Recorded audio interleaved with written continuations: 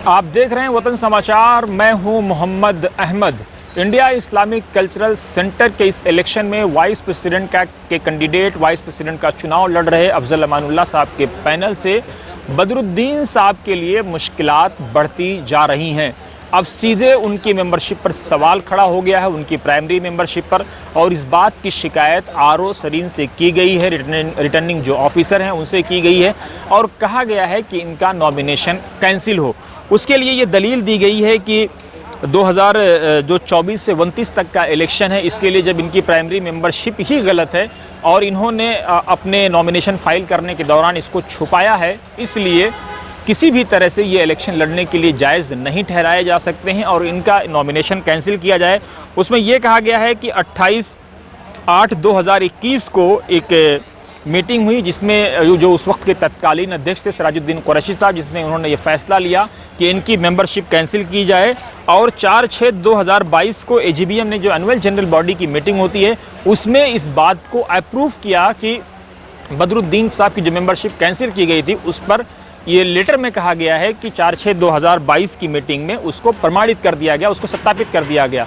Important ये है कि जो general body India Islamic culture centre की है वो सुप्रीम बॉडी है और उसके ऊपर कोई भी body India Islamic cultural centre में नहीं है, ये कोर्ट अपने फैसले में कह चुका है।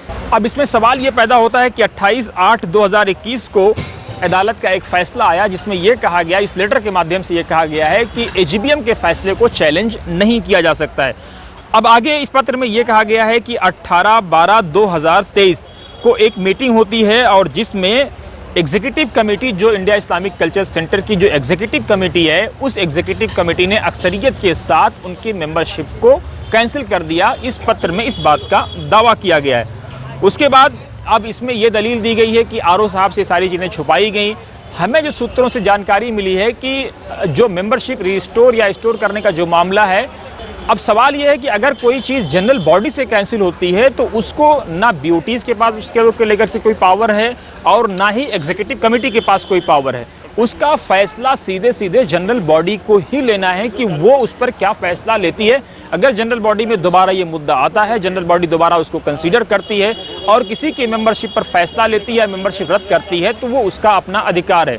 लेकिन इस पत्र में यह दलील दी गई है कि एग्जीक्यूटिव कमेटी ने जब इसको कैंसिल कर दिया और उसके बावजूद इनकी मेंबरशिप गलत तरीके से स्टोर की गई। सूत्रों से मिली जानकारी के मुताबिक बोर्ड ऑफ ट्रस्टीज़ की मीटिंग में इनकी मेंबरशिप को स्टोर किया गया था।